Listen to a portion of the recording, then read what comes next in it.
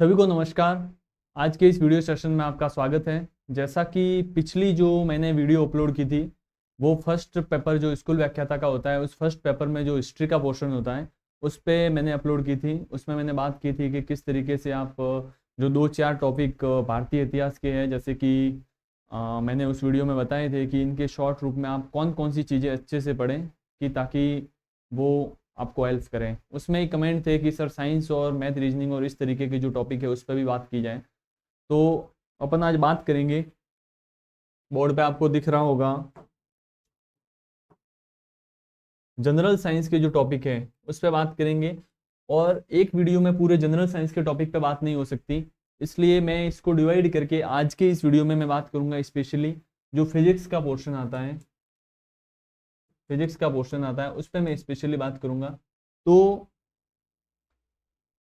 इस पूरे को एक बार एक ही वीडियो में ना समाप्त करते हुए 10-15 मिनट के जो वीडियो बनेंगे उसमें मैं ये बताऊंगा कि जो आपको टफ लग रहा है इसमें विशेष तौर से यदि आप देखें तो जो आर्ट्स या आर्ट्स की जितनी सब्जेक्ट है, कॉमर्स की है, साइंस के जो स्टूडेंट है उनके तो बहुत ईजी रहता है। अब कोई फिजिक्स का हो, मैथ का हो, तो उनके लिए ये टॉपिक बहुत ईजी रहते हैं क्योंकि उन्होंने ये टॉपिक 11th-12th में बहुत अच्छे से पढ़ चुके हैं और 9th-10th के कॉन्सेप्ट होते हैं तो वो ईजिली हो जाते हैं। बाकी जो कला वर्ग की सब्जेक्ट है, जैसे कि कोई हिस्ट्री का हो गया, हिंदी का हो गया, विशेषकर इसके अतिरिक्त जितनी भी सब्जेक्ट हैं जिनका इस सब्जेक्ट से, साइंस से कोई लेना देना नहीं है, उनके लिए ये टॉपिक बड़े भारी पड़ जाते हैं। जैसे कि आप उदाहरण के तौर पे देखो तो इससे प्रश्न आने का, इसको एक बार मैं पूरा बता देता हूँ आपको कि जैसे कि ये पहला इसमें पॉइंट जनरल साइंस में लिख रखा है, atoms and molecules, chemical reaction.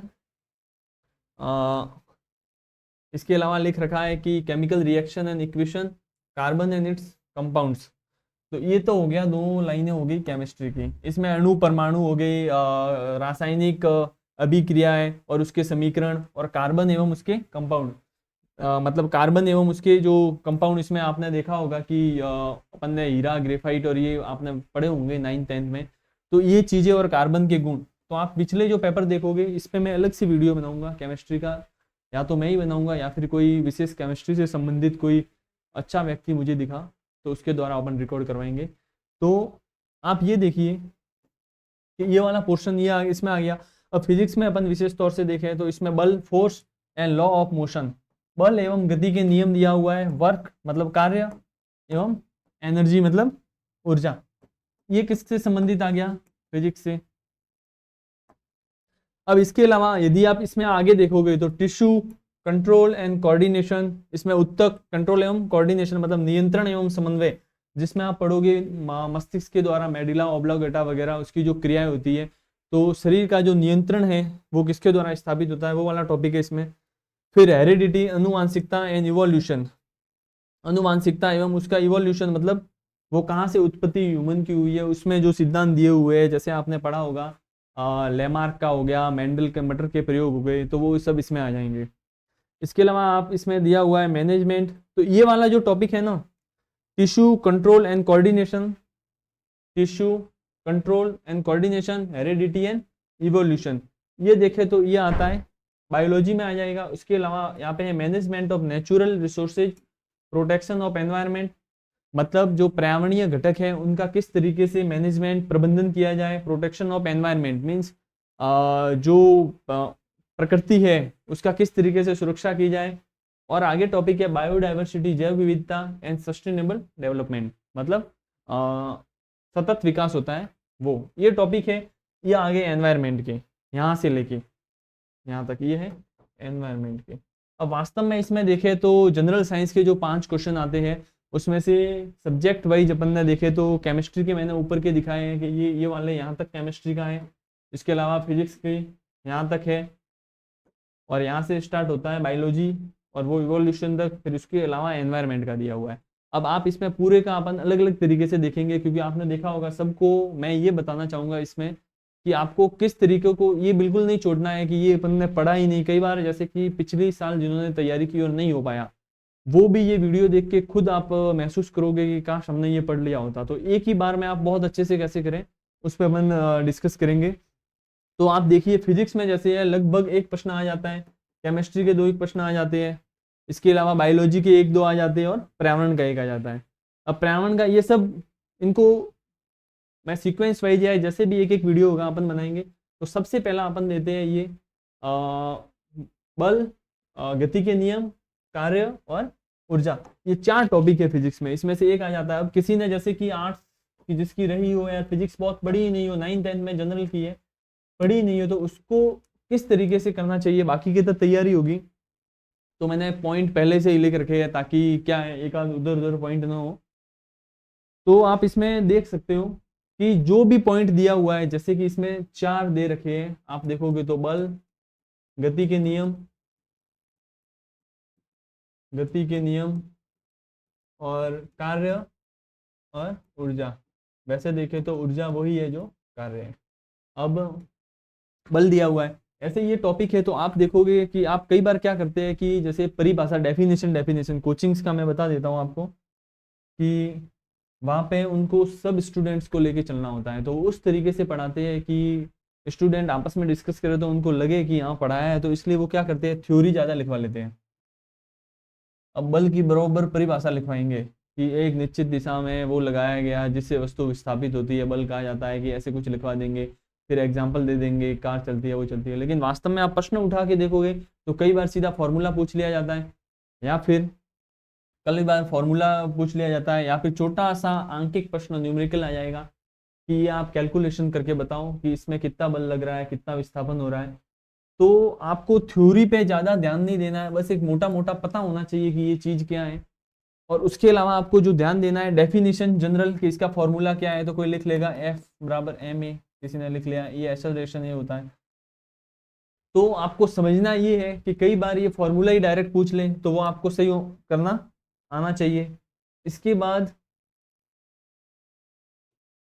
आप देखोगे बल, तो बल की विशेषताएं भी लिखनी है कि ये सदिश राशि है, अदिश राशि है। ऐसे आप नोट्स कोचिंग्स के देखोगे, या फिर आपने जो भी बुक ले रखी है, कोई भी अलग अलग पब्लिकेशन की लगभग फर्स्ट पेपर के लिए अलग अलग निकाली है, मैंने काफ़ी मार्केट में देखी है।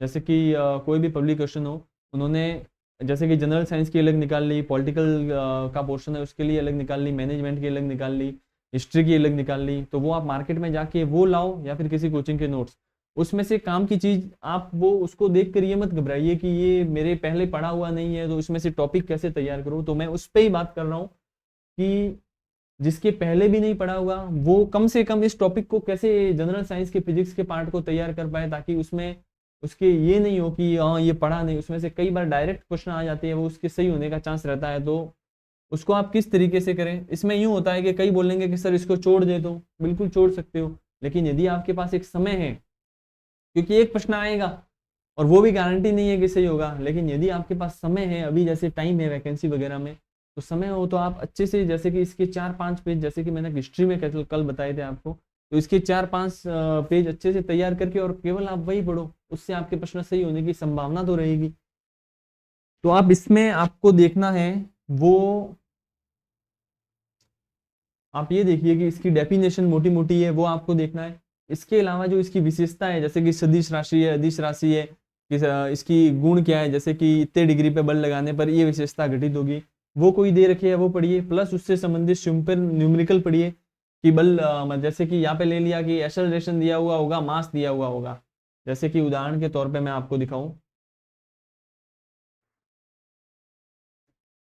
जैसे उदाहरण के तौर पे मैं आपको दिखाऊं कि डेफिनेशन में ये बता दिया, ये ठीक है न्यूमेरिकल, जैसे कि एफ आपको निकालने के लिए बोल रहा है कि इसकी गणना कीजिए, और प्रश्न में आपको दे रखा है, प्रश्न में आपको दे रखा है कि एम जैसे कि 5 दिया हुआ होगा और ये जैसे कि 2 दिया हुआ है। इसका मात्रक में भी नहीं, आप केवल समझने की दृष्टि से देखिए कि ये दोनों के मान आपको प्रश्न में दे रखे हैं, और यदि आपको ये फॉर्मूला ही याद होगा तो आपको यहाँ पे क्या करना है, केवल 10, और ये आपके आंसर ऑप्शन ए में 10 हो गया। तो ये आपके प्रश्न कम से कम एक फॉर्मूला याद रखने की वजह से आपके क्या हो रहा है, प्रश्न सही हो रहा है।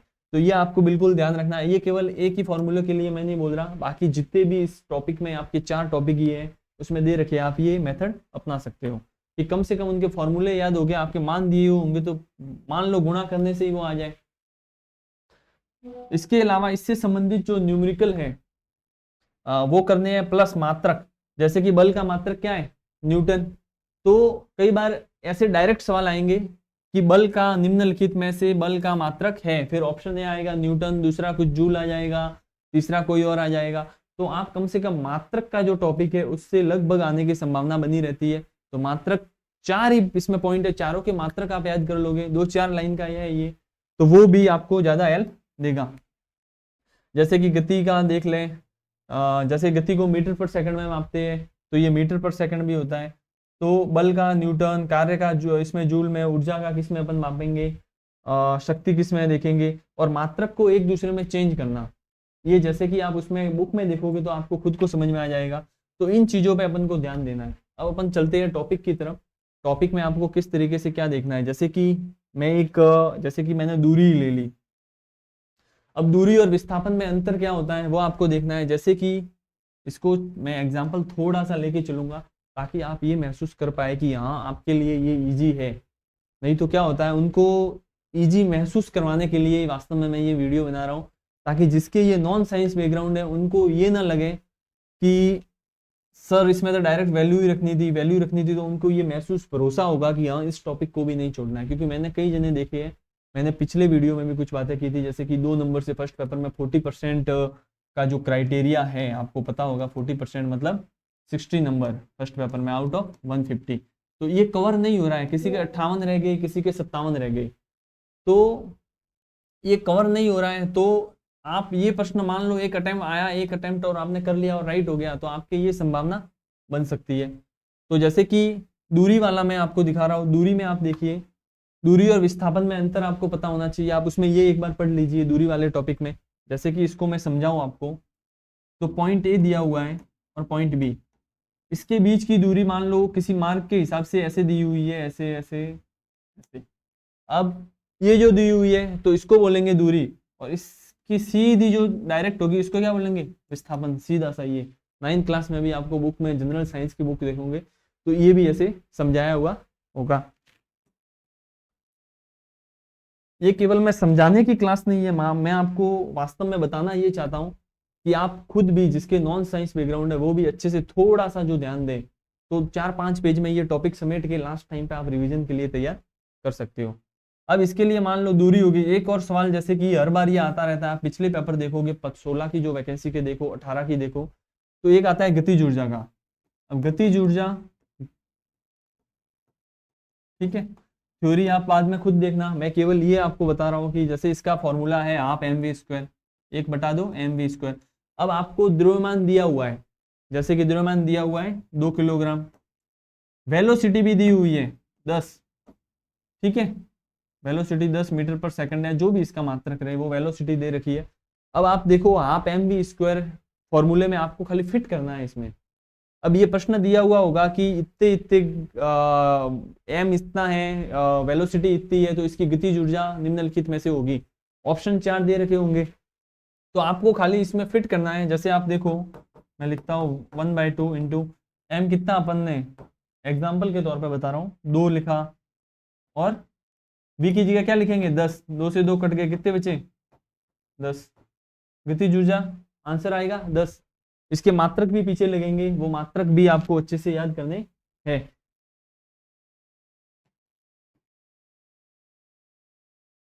ये केवल उदाहरण के तौर पे, कि केवल आपको कहने का मतलब यही है कि फॉर्मूला याद होगा तो आपको केवल इसमें फिट करना है, और आप गुणा भाग कर ही सकते हो इतना, तो वो आंसर ऑप्शन में होगा, तो आपको डायरेक्ट मार्क आप कर सकते हो।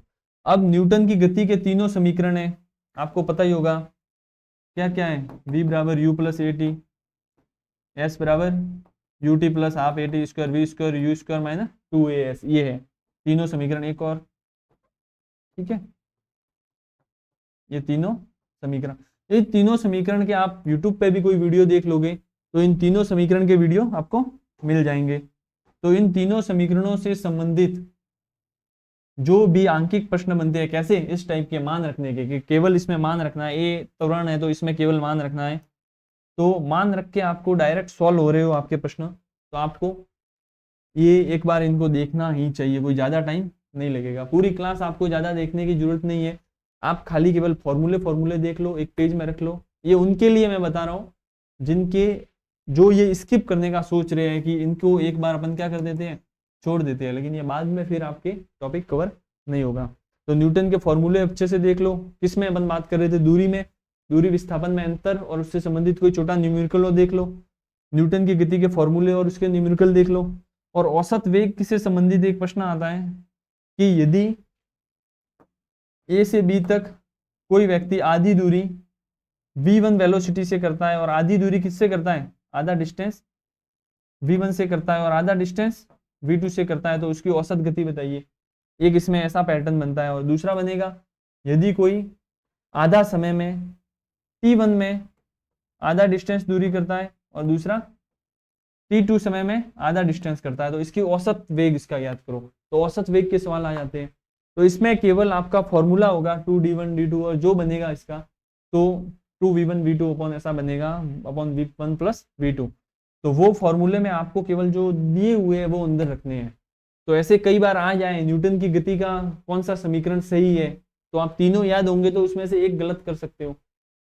तो ऐसे आपको ये ध्यान रखना है। अब जैसे अगले पर जाए, गति में एक आती है आवर्त गति, एक आवर्त गति आती है। आवर्त गति कौन सी, पेंडुलम वाला आपको पता होगा। यदि कोई एक धागे से ऐसे बांध के अपन दोलन करवाते हैं तो उस पे जैसे शुरू में इसको लटका के ऐसे किया, यहाँ तक आया, तो उसका आवर्त काल निकालते हैं टी। तो टी के फॉर्मूले में डायरेक्ट रख के 2 पाई रूट एल बाय जी, इसमें लंबाई 2 पाई रूट एल बाय जी की वैल्यू रख के और डायरेक्ट इसका आंसर टी का आप निकाल सकते हो। तो आप सवाल देखोगे जैसे ही पेपर में, अब इतना एक वीडियो में शॉर्ट में इतना अपन नहीं कर सकते कि इसको अच्छे से समझाए वो वगैरह, तो आगे ये क्लास जरूर होगी तो मैं किसी से को बोल के या मैं खुद ही जो भी होगा अपन डिसाइड करेंगे। लेकिन ये वीडियो केवल उनके लिए जो ये स्किप करने का सोच रहे हैं, तो आप कृपया करके ये बिल्कुल इसको देखें थोड़ा, जितना भी हो आपके, भले ही फिजिक्स में से 4 टॉपिक है उसमें से 2 ही कर लो आप, लेकिन कम से कम फॉर्मूले आप देख सको। तो ये डायरेक्ट करके आप कर सकते हो। अब संवेग P बराबर mv, अब संवेग ज्ञात करो, P ज्ञात करना है, m दिया हुआ होगा, v दिया हुआ होगा, तो आपको केवल इसमें गुणा करना है। तो ऐसे 2-4 फॉर्मूले या फिर कोई यूट्यूब पे अच्छी क्लास हो तो देख के आप खुद सेटल कर लो।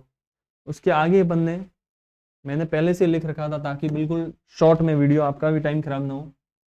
अब देखो बल में आपको इसकी डेफिनेशन पढ़नी है, इसके मात्रक क्या है देखो, ये आपको याद करने हैं, न्यूटन, किलोग्राम मीटर पर सेकंड स्क्वायर और डाइन।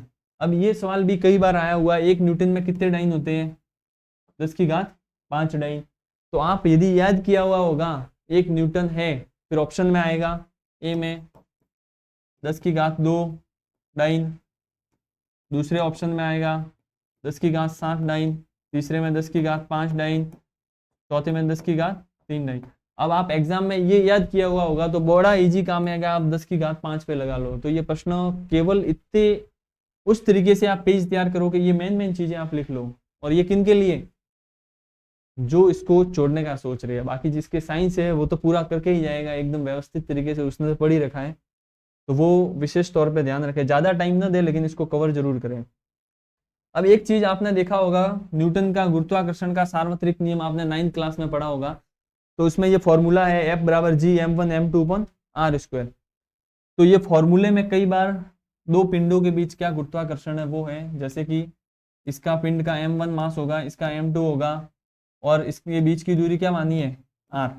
अब सवाल कई बार ऐसे आते हैं कि यदि r को दुगुना कर दिया जाए तो बल पे क्या फर्क पड़ेगा, यदि इस पिंड को 2 गुना कर दिया जाए तो बल पे क्या फर्क पड़ेगा। तो ऐसे सवाल आते हैं, तो आप डायरेक्ट इसमें वैल्यू रखनी है, ज़्यादा डिटेल में नहीं जाएंगे, वैल्यू रखनी है और आपको पता करना है। कई बार आपको ये पता ही होगा कि यहाँ पे जो बार होता है उसका 1/6 किधर होता है, चंद्रमा में, तो आपको 1/6 ही करना है। कई बार सवाल आएगा कि पृथ्वी पर उसका वेट इतना है तो चंद्रमा पे कितना होगा, तो केवल 36 किलो है, तो चंद्रमा पे कितना होगा 6, 36 में 6 का भाग देंगे तो 6 आ जाएगा।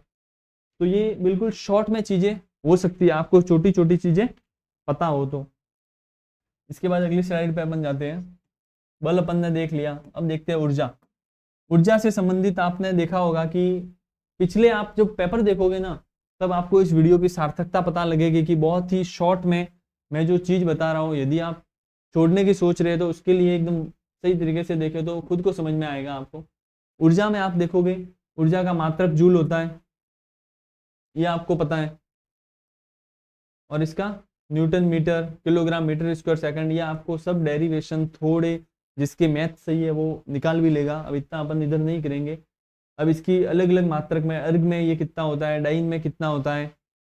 और ये प्रश्न शायद आया हुआ है कि 1 कैलोरी में 4.18 जूल इतनी ऊर्जा होती है 1 कैलोरी में। ये सवाल आया हुआ है, तो ये यदि याद किया हुआ होगा 4.18 तो एग्जाम में एकदम फटाक से हो जाएगा। और 1 जूल में 10⁻7 अर्ग होते हैं, ये भी आया हुआ होगा। यदि आया हुआ नहीं है तो आ जाएगा। तो आप इस तरीके से पढ़ो कि जो भी ये 4 टॉपिक दे रखे हैं उनके मात्रक देख लो अच्छे से, छोटे छोटे इनके डेरिवेटिव है, मतलब खाली वैल्यू पुट करके आप आंसर आ जाए। तो ऐसे इस तरीके से देख सकते हो। जैसे ये तो याद हर कोई कर सकता है, वीडियो देख के आप खुद सोच रहे होंगे कि ये आप कर सकते हो। अब ऊर्जा में भी 2 तरीके की होती है, एक स्थितिज ऊर्जा, एक गतिज ऊर्जा। तो गतिज ऊर्जा वाला मैंने तुमको बताया ही है, हाफ एम स्क्वायर, जो पीछे अपन ने डिस्कस किया था।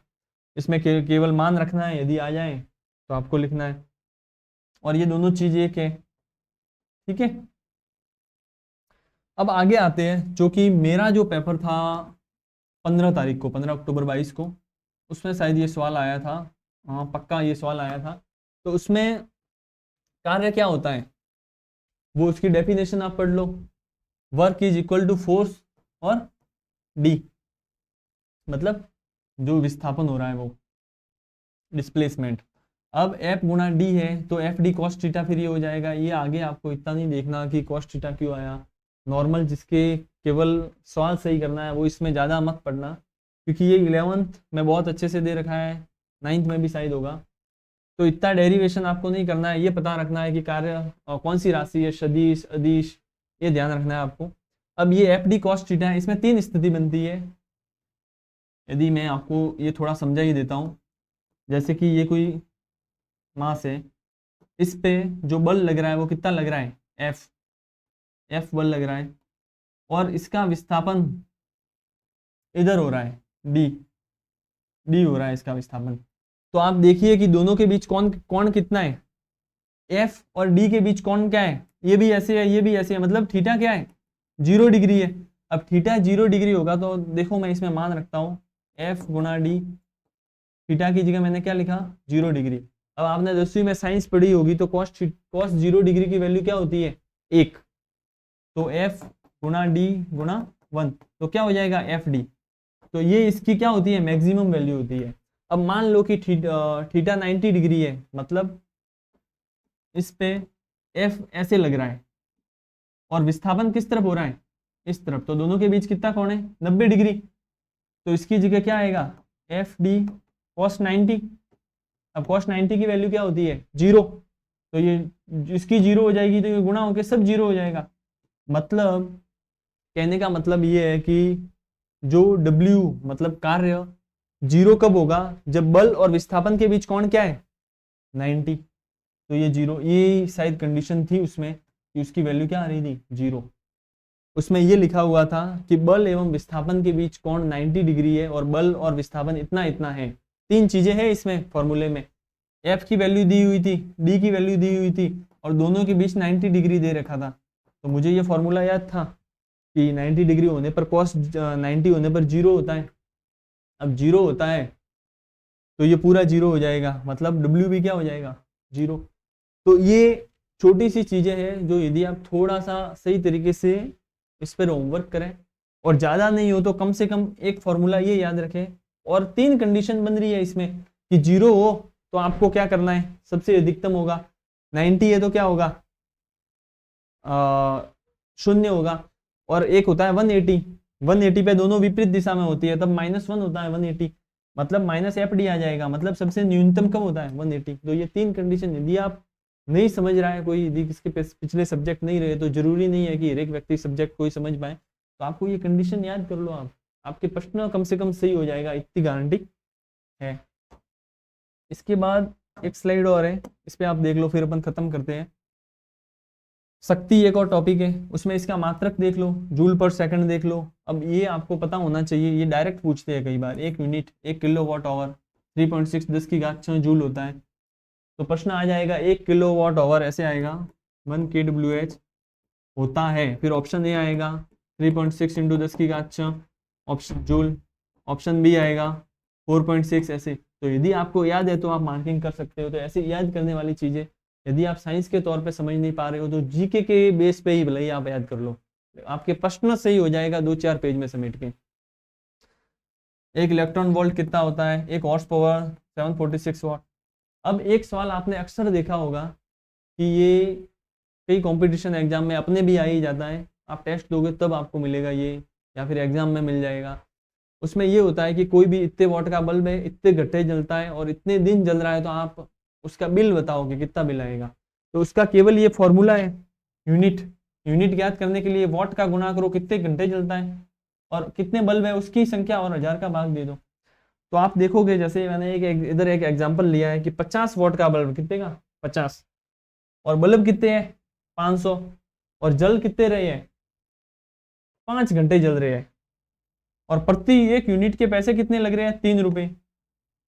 तो 30 दिन का खर्चा बताओ।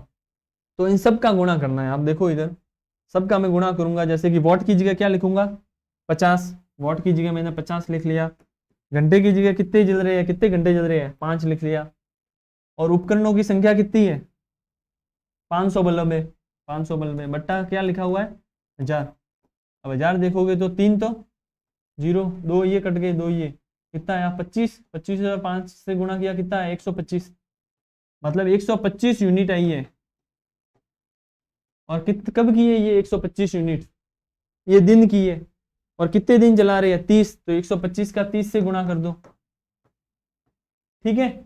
अब 125 का 30 से गुणा करेंगे तो अपने क्या निकलेगी, केवल यूनिट निकलेगी। अब एक यूनिट का 3 है तो 3 का वापस उससे कर दो। तो ये फॉर्मूला में केवल आपको रख के और सॉल्व करना है। तो ये सवाल आ जाते हैं कई बार, तो उसके लिए आप 2 नंबर आपके एक्स्ट्रा मिल जाएंगे आपको।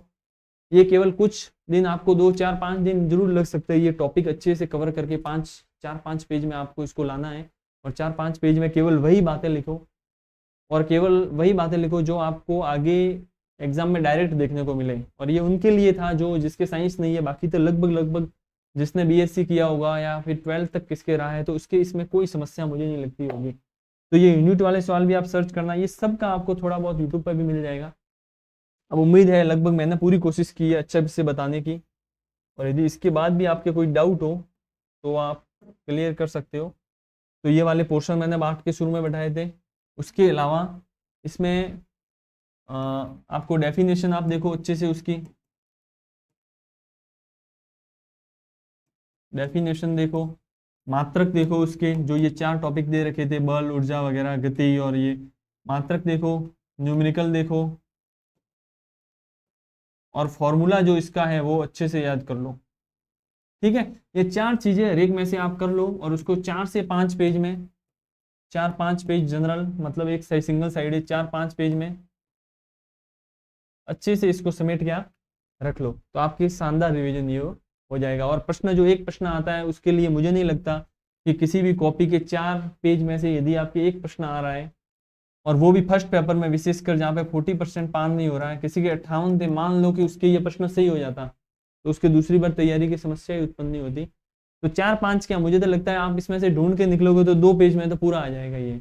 तो काम की चीज़ें लिखो, फॉर्मूले वगैरह लिख लो और ऐसे तैयार कर लो। अब अगली क्लास में मैं करूँगा इसमें या तो केमिस्ट्री का या फिर एनवायरनमेंट वगैरह में कहाँ से आते हैं, तो उस पर अपन देखेंगे थोड़ा। तो ये सिलेबस एनालिसिस टाइप वीडियो था, ये कोई पढ़ाने का वीडियो नहीं था।